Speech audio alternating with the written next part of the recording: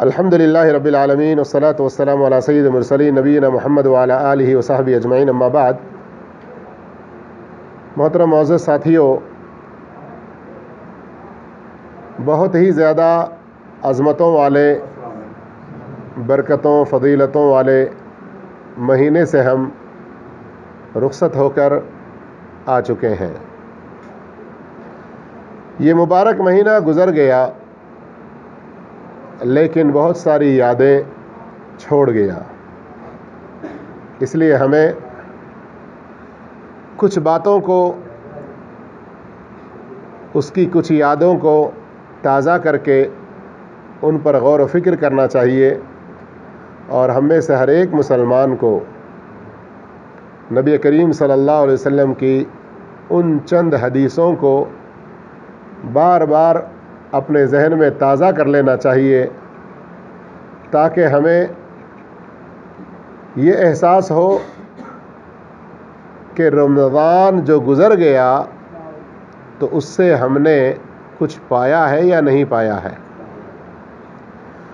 اب میں زیادہ تفصیل میں نہ جاتے ہوئے میں ان حدیثوں کا خلاصہ آپ کے سامنے رکھتا ہوں، ذرا غور کیجیے۔ ایک حدیث ہے، طلحہ رضی اللہ تعالیٰ عنہ بیان کرتے ہیں کہ قبیلہ بلی کے دو آدمی یا دو بھائی ایک وقت میں آ کر اسلام قبول کیے اور ہجرت کیے۔ ان میں سے ایک آدمی اللہ کے رسول صلی اللہ علیہ وسلم کے ساتھ جہاد میں شریک ہونا، زیادہ آپ کے ساتھ میں اٹھنا بیٹھنا، یہاں تک کہ وہ ایک جہاد میں شہید بھی ہو گئے۔ دوسرے آدمی ان کے بعد 1 سال تک زندہ رہے۔ 1 سال کے بعد ان کو موت آئی، یعنی جسے ہم کیا کہتے ہیں، شہادت کی موت نہیں بلکہ عام موت۔ طلحہ رضی اللہ عنہ کہتے ہیں کہ اس کے بعد میں نے خواب میں دیکھا کہ جو آدمی بعد میں مرا اور اس کی موت عام موت ہے، وہ پہلے جنت میں داخل ہوا، اور جو پہلے شہادت کی موت مرا تھا وہ بعد میں جنت میں داخل ہوا۔ مجھے بڑا تعجب ہوا، تو میں صبح ہونے کے بعد اللہ کے رسول صلی اللہ علیہ وسلم کے پاس آیا اور آپ صلی اللہ علیہ وسلم سے ذکر کیا، تو آپ صلی اللہ علیہ وسلم نے کیا فرمایا؟ تمہیں تعجب کس بات پر ہے؟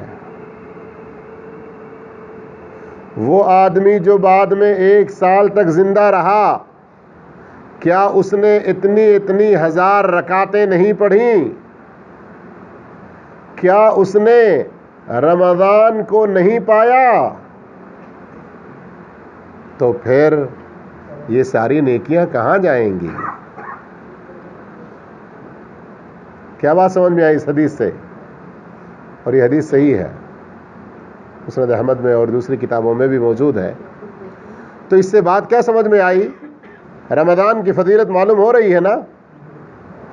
جو شخص رمضان کو پایا اور نمازوں کا بھی پابند رہا، اس کا مرتبہ بڑھ گیا نہیں بڑھ گیا؟ تو اس طرح میرے بھائیوں، ہمیں اس حدیث کی روشنی میں، اور اسی طرح سے ایک اور حدیث جو مشہور ہم سنتے رہتے ہیں، مستدرک حاکم کی اور دوسری کتابوں میں بھی ہے صحیح حدیث،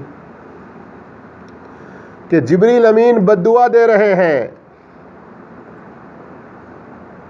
کہ جو رمضان کا مہینہ پا لے اور اپنی مغفرت نہ کروا لے، اللہ اس کو اپنی رحمتوں سے دور ہی دور رکھے۔ امام الانبیاء صلی اللہ علیہ وسلم اس پر کیا کہہ رہے ہیں؟ آمین کہہ رہے ہیں۔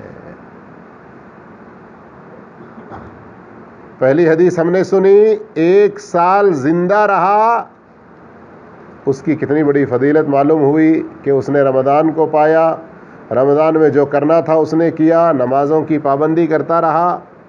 دوسری حدیث میں جو رمضان کو پا کر اپنی مغفرت نہ کروا سکا، وہ کتنا بڑا محروم، کتنا بڑا بدنصیب، فرشتوں کے سردار بد دعا کرتے ہیں، سارے جن و انس کے سردار اور انبیاء کے امام آمین کہتے ہیں۔ تو اور زیادہ حدیثوں میں ہم نہ بھی داخل ہوں، کم سے کم ان 2 حدیثوں پر ہمیں غور کرنا چاہیے کہ اب رمضان گزر گیا تو ہم کن لوگوں میں سے ہیں؟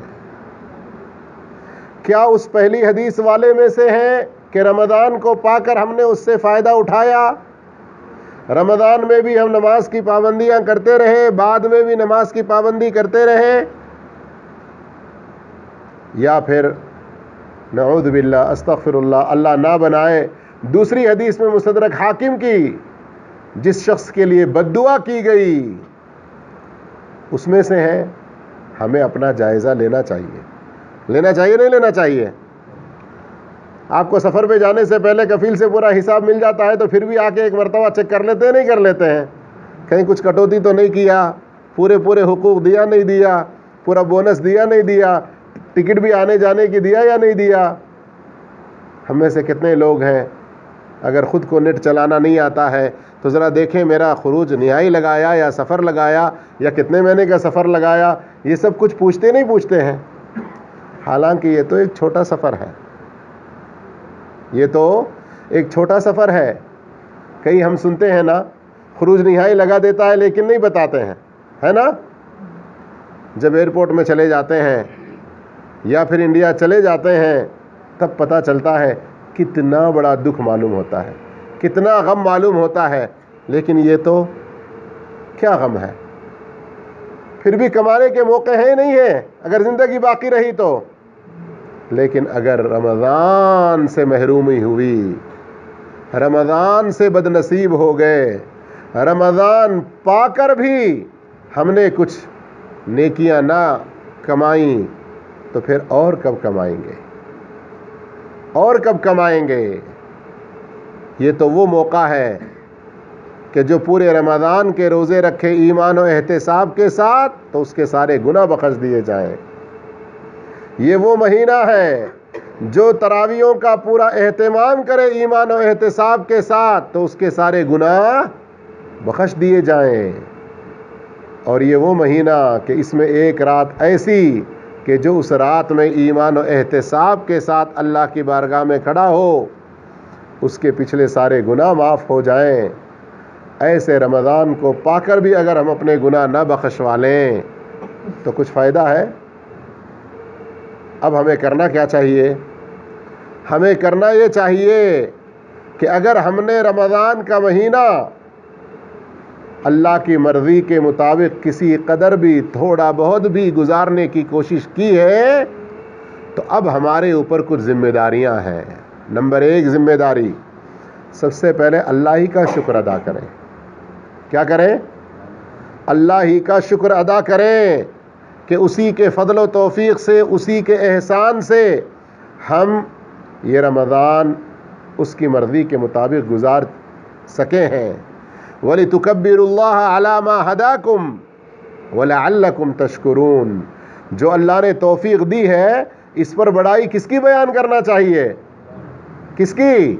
تکبر اللہ کہہ رہا اللہ تعالیٰ، اللہ کی بڑائی بیان کرو۔ ارے میں تھا جو اتنی سخت گرمی میں بھی روزہ رکھ رہا تھا، یہ اللہ کو پسند ہے ایسا کہنا؟ بالکل نہیں پسند، بالکل نہیں پسند۔ ارے میرے کتنے روزے ایسے گزرے ہیں کہ آنکھ نہیں کھلی، سحری بھی نہیں کر سکا، لیکن پھر بھی میں شام تک رہا، صبر کر لیا۔ لوگ اپنی بڑائیاں، اپنی تعریفیں بہت کچھ بیان کرتے رہتے ہیں۔ سب سے پہلے اللہ کی بڑائی ہو، سب سے زیادہ اللہ کی تعریف ہو، سب سے زیادہ اللہ کا شکر ادا کریں، اسی میں ہمارے لیے خیر و برکت ہے۔ ہم اگر اپنی بڑائیاں بیان کرتے رہیں گے تو ہماری کی ہوئی ساری نیکیاں کیا ہوں گی؟ برباد ہو جائیں گی۔ پہلی ذمہ داری ہماری یہ ہے کہ اگر ہم نے اللہ کی مرضی کے مطابق تھوڑا بھی یہ مہینہ گزارنے کی کوشش کی ہے تو ہم اللہ کا شکر ادا کریں، اس کی تعریف کریں، اس کی بڑائی بیان کریں۔ دوسری ذمہ داری ہماری یہ ہے کہ بہت زیادہ استغفار کرتے رہیں، بہت زیادہ توبہ کرتے رہیں، بہت زیادہ اللہ سے معافیاں مانگتے رہیں. اس لیے رمضان اگر نیکیوں میں ہم نے گزارا ہے تو توبہ استغفار کیوں کرنا ہے؟ اللہ سے بخشش کیوں مانگنا ہے؟ کیوں مانگنا ہے؟ اس لیے کہ جیسے اللہ کو چاہیے تھا، جیسے اللہ کو پسند تھا، ویسے ہم نے 100% پورا نہیں کیا ہوگا، یقیناً نہیں کیا ہوگا، اس لیے کہ ہم کمزور ہیں. اگر میں ہاتھ اٹھانے کے لیے نہیں کہہ رہا ہوں، لیکن ایک جائزہ لینے کے لیے، ہم تو بڑے خوش ہو جاتے ہیں کہ روزہ ہم نے رکھا، خوش ہو جاتے ہیں کہ قرآن ہم نے پڑھا، خوش ہو جاتے ہیں کہ فطرانہ صدقۃ الفطر ادا کیا، لیکن صرف ایک جائزہ لینے کے لیے کم سے کم ہم ذرا اندازہ کر لیں اور اگلے رمضان کی کچھ تیاری کر سکیں. یہ بات ہمیں سمجھ میں آ جائے کہ ہم بڑے کوتاہ ہیں، ہم سے بڑی کمی ہوتی ہے، ہم سے بڑی غلطیاں ہوتی ہیں، اس لیے استغفار بہت زیادہ ہمیں کرتے رہنا چاہیے. یہ بات سمجھ میں آنے کے لیے کچھ چھوٹی سی مثالیں. ہم میں سے کتنے لوگ ایسے ہیں جو رمضان کے مہینے میں راتوں میں ڈیوٹی ہوتی تھی تو دن کا اکثر حصہ سونے میں گزرتا تھا؟ صحیح ہے نا؟ غلط تو نہیں ہے نا؟ اب جب دن کا اکثر حصہ سونے میں گزر گیا اور رات کا حصہ کس میں گزر رہا ہے؟ ڈیوٹیوں میں گزر رہا ہے، تو رمضان کا صحیح حق ادا کیا ہم نے؟ روزے کی جو حقیقی تکلیف یا اس کی روح یا اس کا جو مقصد حاصل ہونا ہے وہ پوری طرح حاصل ہو سکا؟ چلیے کچھ تو حاصل ہو جائے، اللہ ہمیں اس کا اجر عطا کرے، دعا کریں گے. لیکن اسی میں اور ایک پوائنٹ پر غور کریں. دن کے حصے میں روزہ رہتے ہوئے ہم میں سے ہر آدمی اپنا اپنا جائزہ لے، اپنا اپنا خود حساب کر لے. آنکھوں کا بھی ہم نے ویسے ہی روزہ رکھا جیسے اللہ کو چاہیے، کانوں کا ویسے ہی روزہ رکھا جیسے اللہ کو چاہیے، زبان کا ویسے ہی روزہ رکھا جیسے اللہ کو چاہیے، ہمارے ہاتھ اور پیروں کا ویسے ہی روزہ رکھا جیسے اللہ کو چاہیے. روزے کی حالت میں آج کل کے ہمارے یہ اسمارٹ فونز کیا ہمیں حقیقی روزے کا احساس دلا رہے تھے؟ کیا رمضان میں ہم روزے کی حالت میں اپنا موبائل استعمال کرتے تھے تو کیا قرآن کو پڑھنے اور اس کی تفسیر کو اور اس کے معانی کو سمجھنے کے لیے کرتے تھے؟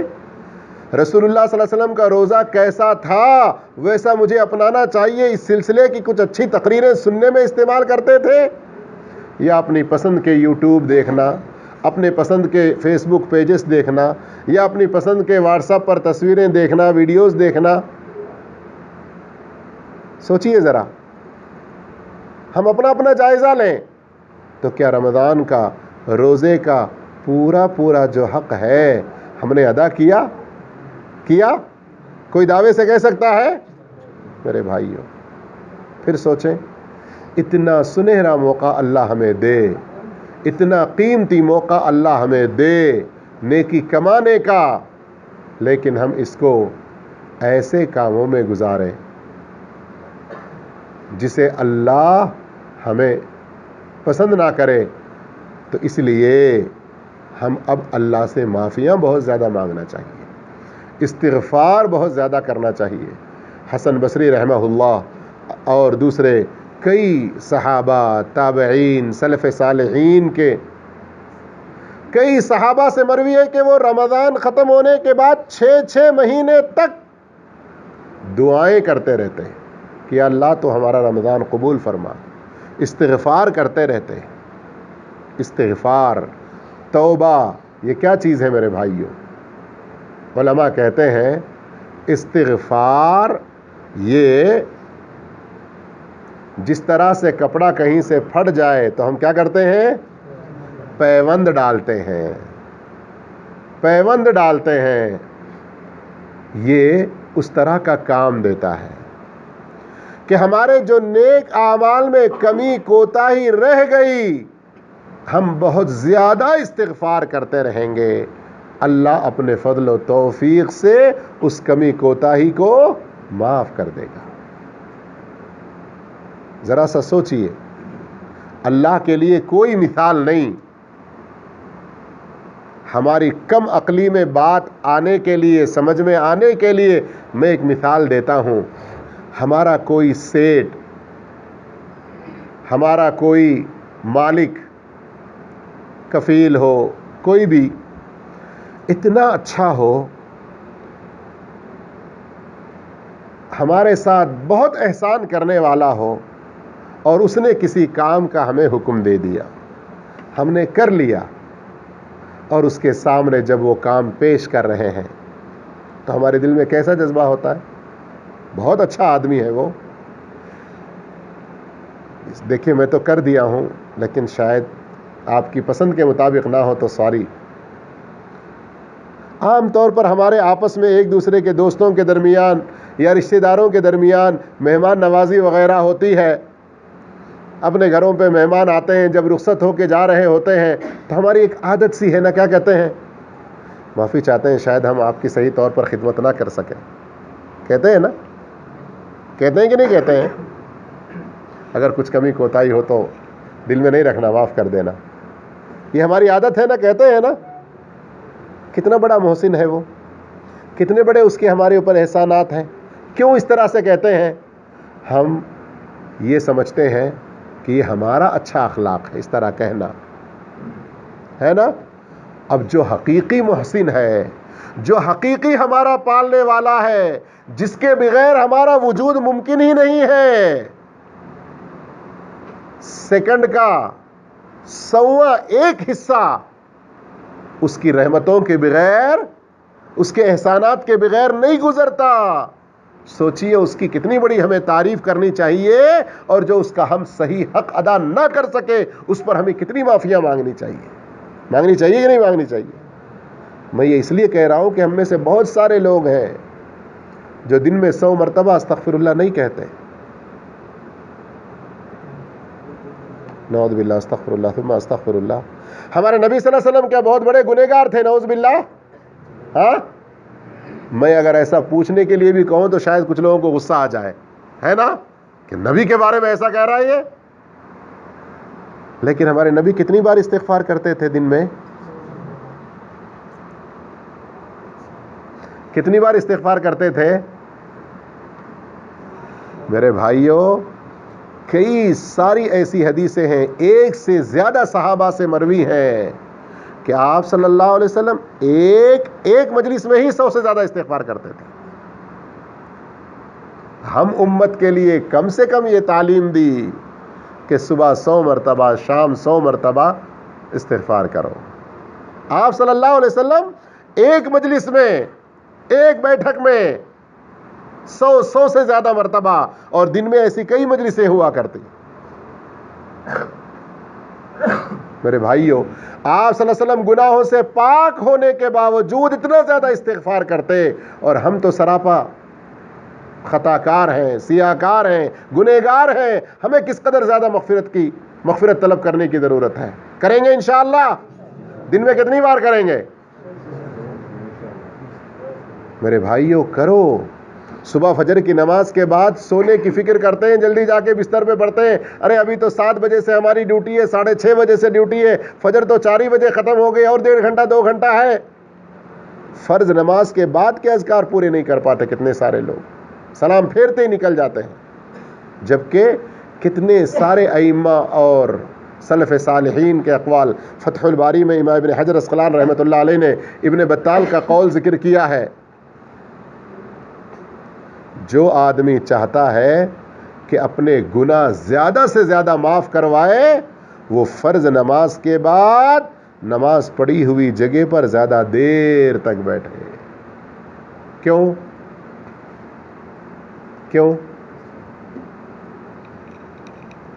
اس سے پہلے ہم کئی بار سنا چکے ہیں اس سلسلے میں حدیث، صحیح بخاری مسلم کی حدیثیں ہیں کہ جو آدمی نماز پڑھنے کے بعد اپنی جگہ پر جتنی دیر تک بیٹھا رہتا ہے وضو کی حالت میں، اتنی دیر تک فرشتے اس کے لیے دعائیں کرتے ہیں کہ اے اللہ اس کے گناہ معاف کر دے، اے اللہ تو اس پر رحم فرما، اے اللہ تو اس پر اپنی صلواتیں بھیج۔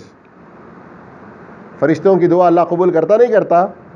ضرور کرتا ہے، اس لیے کہ فرشتے اسی کے لیے دعا کرتے ہیں جس کے لیے دعا کرنے کا حکم ان کو اللہ کی طرف سے ملتا ہے، اور فرشتوں کی دعا کو اللہ ضرور قبول کرتا ہے۔ سمجھ میں آئی بات؟ نہیں آئی؟ نہیں آئی؟ آئی؟ کیا سمجھ میں آئی؟ نمازوں کے بعد کیا کرنا ہے؟ دیر تک بیٹھیں گے تو فائدہ کیا ہے؟ فرشتے دعا کرتے ہیں۔ معاف کرنا، میں بعض مثالیں اس لیے دیتا ہوں تاکہ بات اچھی طرح ہمیں سمجھ میں آ جائے۔ شام میں ڈیوٹی 6 بجے ختم ہو جاتی ہے،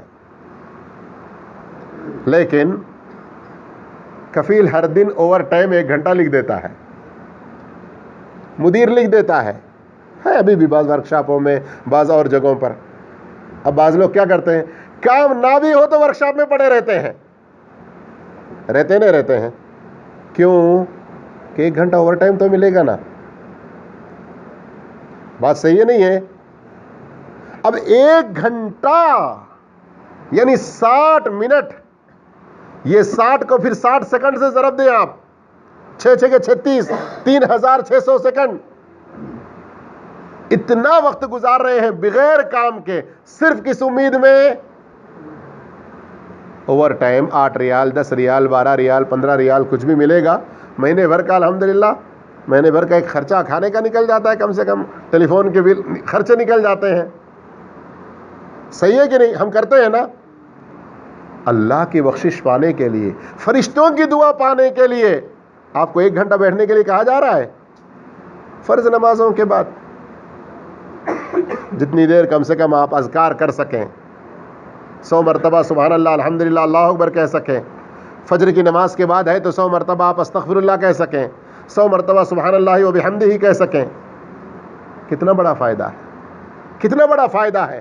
لیکن شیطان کیسے وسوسہ ڈالتا ہے، کبھی نیند کو یاد دلاتا ہے، کبھی بستر کو یاد دلاتا ہے، کبھی ارے ناشتہ بنانا ہے وہ یاد دلاتا ہے، کبھی کچھ اور، کچھ نہیں ہوا تو ہاں بیگم صاحبہ بچوں کو اسکول بھیج کے وہ ہمارے فون کا انتظار کر رہی ہوگی کر کے اس کے لیے دوڑ پڑتے ہیں۔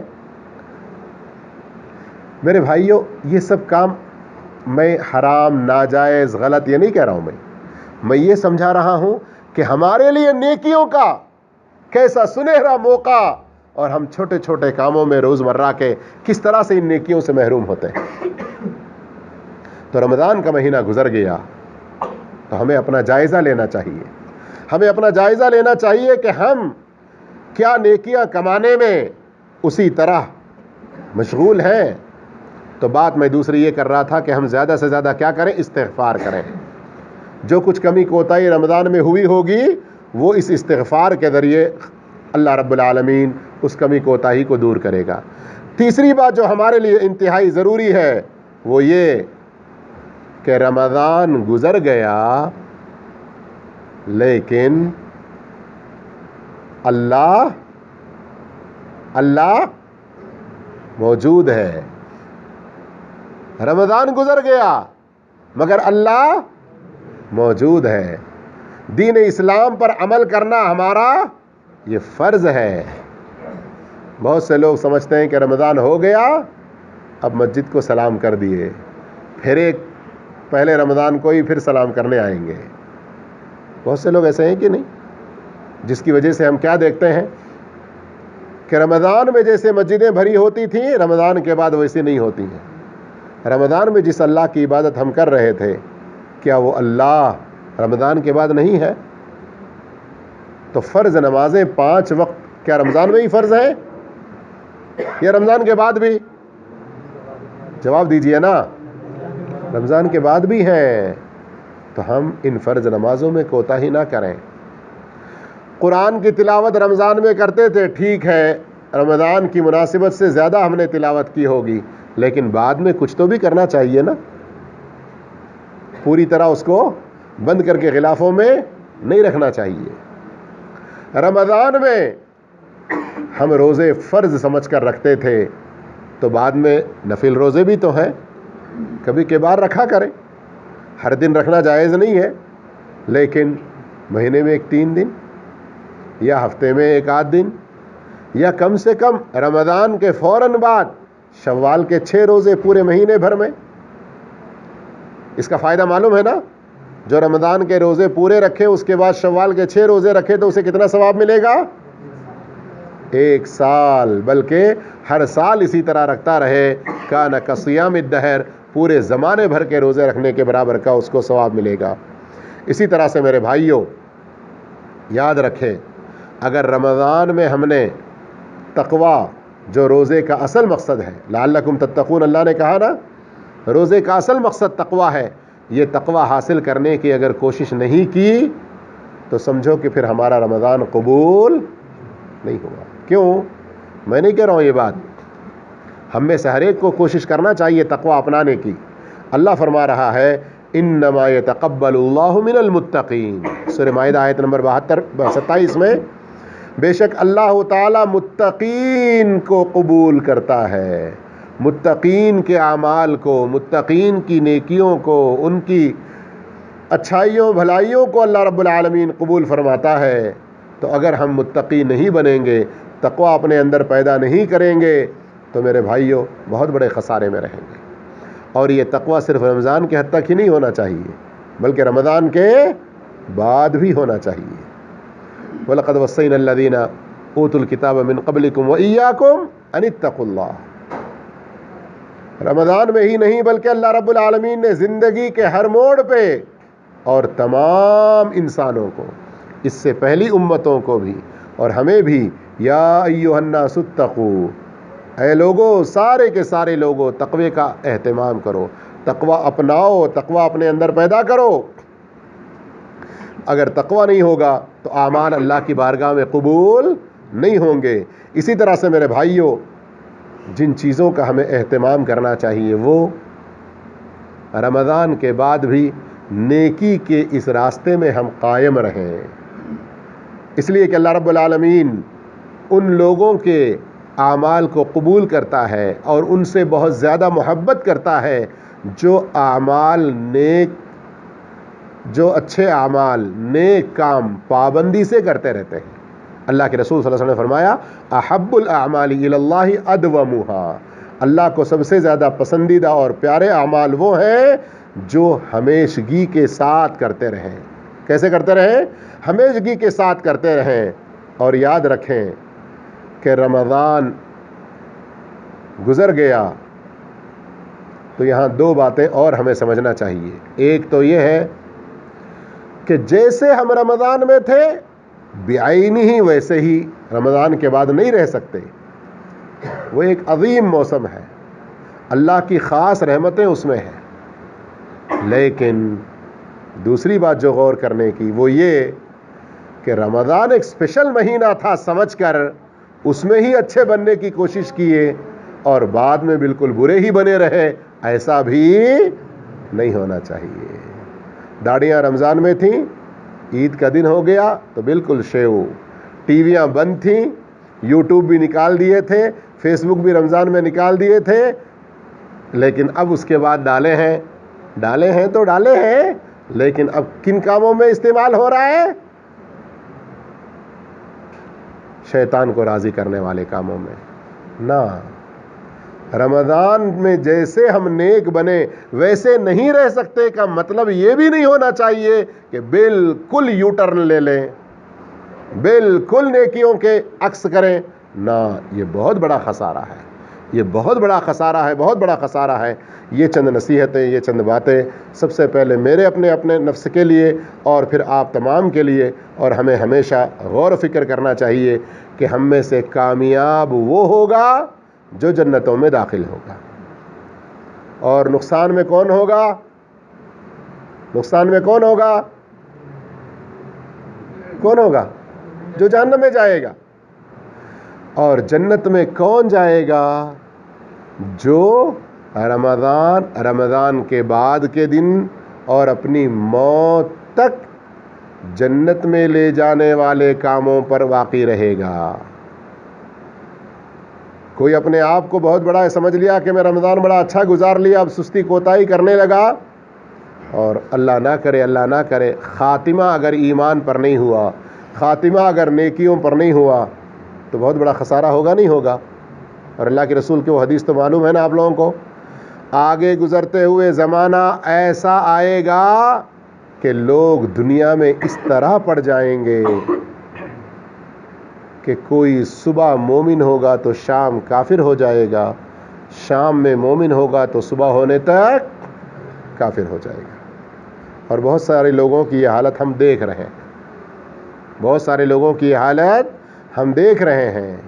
کئی ایسے لوگوں کے واقعات ہمارے سامنے آتے ہیں کہ مرنے کے موقع پر کچھ نیک لوگ پہنچ کر ان سے کہہ رہے ہیں کہ لا الہ الا اللہ کہو، تو زبان پر ان کے لا الہ الا اللہ نہیں آ رہا ہے۔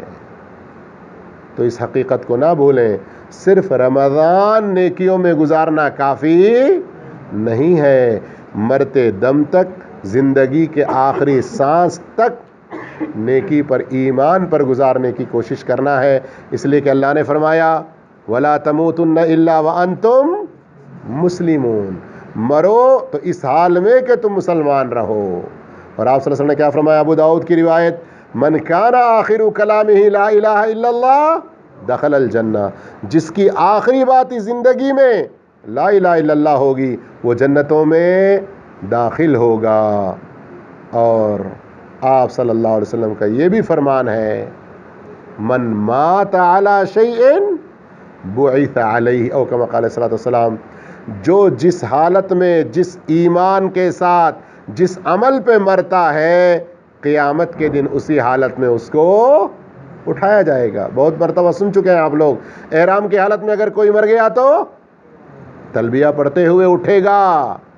میدان جہاد میں شہادت کی حالت میں اگر کوئی مر گیا تو کل قیامت کے دن اٹھے گا کہ اس کے زخم سے خون ایسے ہی تازہ بہ رہا ہوگا جیسے کہ آج ہی وہ زخم لگا ہو، اور اس زخم سے مشک و عنبر کی خوشبوئیں پھوٹتی ہوں گی۔ تو جو جس نیک کام پر مرے گا اس نیک کام پر اٹھے گا، اور جس برے کام پر مرے گا، سود کھانے والا سود کھاتے کھاتے مر گیا تو، گانے سننے والا گانا سنتا سنتا مر گیا تو اسی طرح کا اس کو عذاب ہوگا۔ اس لیے یہ آخری بات نہ بھولیں کہ رمضان صرف نیکیوں کا موسم نہیں، بلکہ یہ ایک اسٹیشن ہے، یہ ایک جنکشن ہے جہاں سے ہم اور اپنا آئل، پٹرول، ناشتہ، کچھ اور سفر کا آگے کا سامان لے کر آگے بڑھتے رہتے ہیں۔ صحیح ہے کہ نہیں؟ تو اس طرح رمضان ہمارے اندر ایمانی قوت، نیکیوں کا جذبہ، اور زیادہ نیک کام کرنے کا شوق، برائیوں سے بچنے کی ترغیب، یہ سب کچھ اور زیادہ ہم اپنے اندر چارج کر کے آگے کا سفر طے کرنے کے لیے ہے۔ لیکن اگر کوئی سمجھا کہ بس رمضان میں نیکی کرنا، تو پھر بہت بڑے خسارے میں رہا۔ اللہ ہم سب کو نیک توفیق عطا فرمائے، اللہ ہم سب کو مرتے دم تک ایمان پر قائم رکھے، اللہ ایسے رمضان ہمیں بار بار اپنی زندگی میں نصیب فرمائے، اور گزرے ہوئے رمضان سے جو کچھ ہم نے فائدہ اٹھایا اس پر اللہ کا شکر ادا کرنے کی اور کمی کوتاہی پر استغفار کرنے کی توفیق عطا فرمائے۔ اللہ ہم سب کے رمضان کو قبول فرمائے، اللہ اپنے ان نیک بندوں میں شامل فرمائے جن کو اللہ بغیر حساب و کتاب کے جنت میں بھیجے گا۔ وآخر دعوانا الحمد للہ رب العالمین، والسلام علیکم ورحمۃ اللہ وبرکاتہ۔